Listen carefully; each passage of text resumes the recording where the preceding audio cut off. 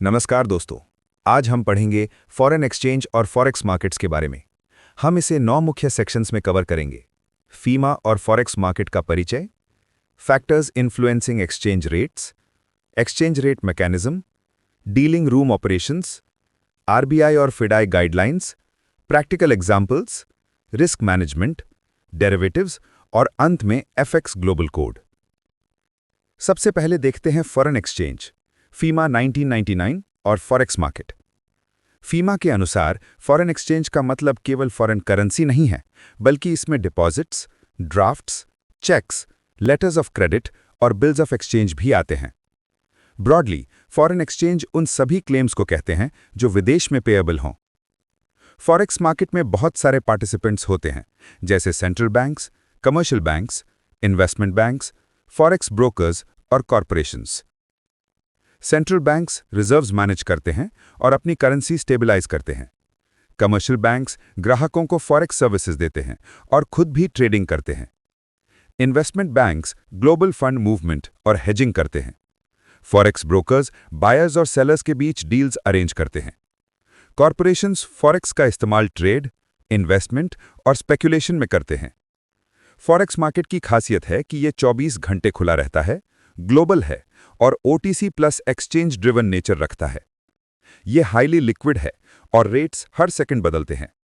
Government policies, capital flows और time zones का इस पर बड़ा असर होता है। अब देखते हैं factors influencing exchange rates. Spot rates base quotes होते हैं और बहुत डायनामिक रहते हैं। Long term exchange rates fundamental से तय होते हैं, जबकि शॉर्ट टर्म में स्पेकुलेशन का असर होता है। बैलेंस ऑफ पेमेंट सरप्लस से होम करेंसी मजबूत होती है और डेफिसिट से कमजोर। हाई इकोनॉमिक ग्रोथ इंपोर्ट्स बढ़ाता है और करेंसी को दबाव में लाता है। फिस्कल पॉलिसी और मॉनेटरी पॉलिसी के डिसीजंस फॉरेक्स मार्केट को प्रभावित करते हैं। High interest rates foreign capital को अट्रैक्ट करते हैं, जिससे करेंसी अप्रीशिएट होती है, लेकिन लॉन्ग टर्म में इकोनॉमी स्लो हो सकती है। पॉलिटिकल स्टेबिलिटी स्टडी करेंसी देती है। इनस्टेबिलिटी करेंसी को कमजोर करती है। Government controls currency value distort कर सकते हैं। स्पेक्युलेटर्स डीवैल्यूएशन की एक्सपेक्टेशन में शॉर्ट सेल करते हैं और मार्केट को और वॉलेटाइल बना देते हैं। ओवरऑल एक्सपेक्टेशंस और हर्ड बिहेवियर भी एक्सचेंज रेट्स पर बड़ा असर डालते हैं। अब exchange rate mechanism and types. Spot basis deals T+2 यानी 2 वर्किंग डेज में सेटल होती हैं। रेडी या कैश डील उसी दिन सेटल होती है।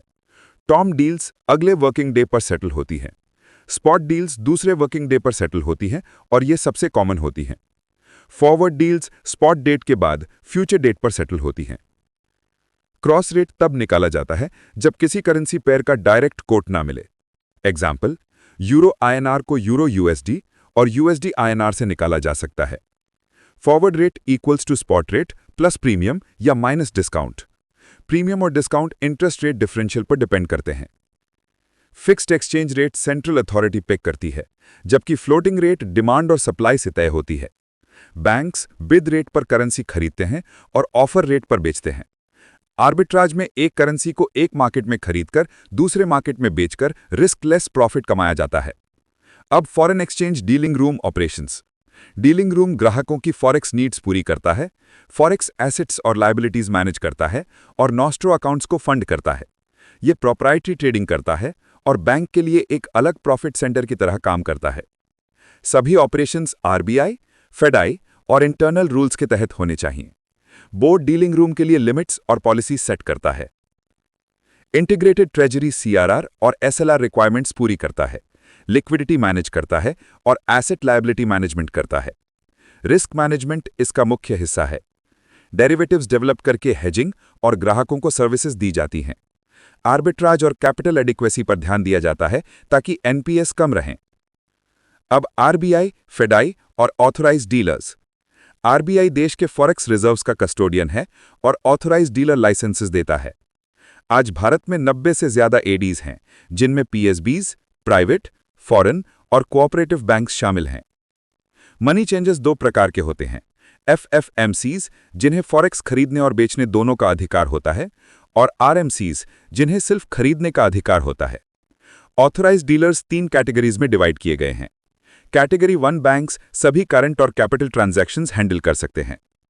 Category 2 non trade forex transactions handle करते हैं। Category 3 trade related incidental forex handle करते हैं, जैसे एक्सिम बैंक और सिडबी। फेडाई 1958 में बनी थी और ये फॉरेक्स डीलर्स के लिए रूल्स बनाती है। एक्सपोर्ट बिल्स डिले होने पर उन्हें आईएनआर लायबिलिटी में क्रिस्टलाइज किया जाता है। फॉरवर्ड कॉन्ट्रैक्ट्स डेफिनेट होने चाहिए और 1 मंथ ऑप्शन लिमिट के भीतर होने चाहिए। अगर फॉरवर्ड कॉन्ट्रैक्ट पिक नहीं हुआ तो मैच्योरिटी के तीसरे वर्किंग डे पर ऑटो कैंसिल हो जाता है और कैंसिलेशन टीटी रेट्स पर होती है। अब practical examples. Example 1, export inflow 100,000 USD. Bank को आईटी बाइंग रेट देना होगा, जो market buying rate 68.09 minus margin होगा। Example 2, import bill 100,000 GBP. GBP USD rate 1.2175 और 85 और यूएसडी आईएनआर रेट 68.1415 से effective GBP INR equals to 83.0408 आता है। 0.20% मार्जिन ऐड करके final bill selling rate equals to 83.2070 होगा। Example 3, export forward contract 150,000 USD, December realisation. Spot rate 68.45, premium 0.30 add करके 68.75 आता है। 0.05 मार्जिन डिडक्ट करके forward TT buying rate equals to 68.70 होगा। Cross rates भी इसी तरह इनडायरेक्ट कैलकुलेशन से निकाले जाते हैं। फॉरवर्ड कॉन्ट्रैक्ट्स हमेशा अंडरलाइंग मैच्योरिटी से अलाइन होने चाहिए। प्रीमियम या डिस्काउंट इंटरेस्ट रेट डिफरेंशियल्स पर डिपेंड करते हैं।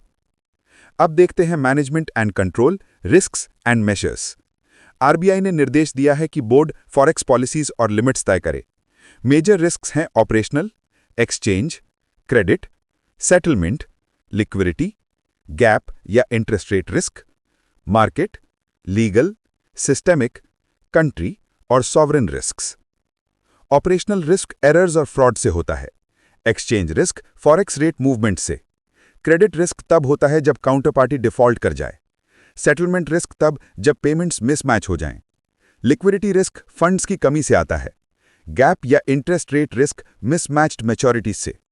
मार्केट रिस्क ग्लोबल वॉलेटिलिटी से होता है। इन रिस्क्स को कंटेन करने के लिए dealer limits, exposure limits, NOOPL, IGL और AGL का पालन किया जाता है। नॉस्ट्रो और वॉस्ट्रो अकाउंट्स का मंथली रिकंसिलिएशन किया जाता है और पीरियोडिक P&L इवैल्यूएशन जरूरी है। अब डेरिवेटिव प्रोडक्ट्स।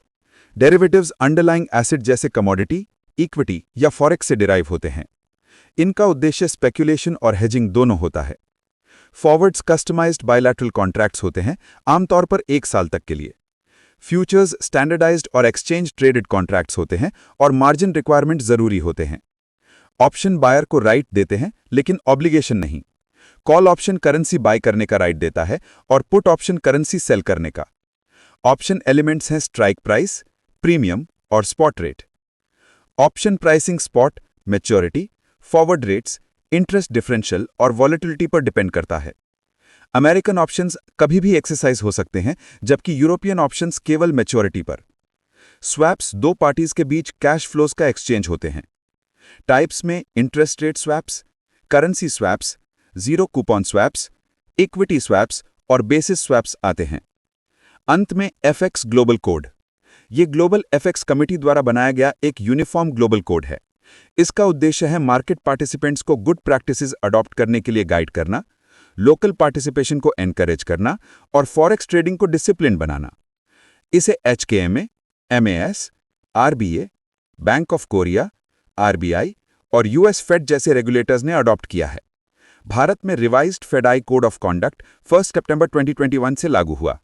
इस कोड ने फॉरेक्स मार्केट्स में ट्रांसपेरेंसी, ट्रस्ट और स्टैंडर्डाइजेशन को बढ़ावा दिया है।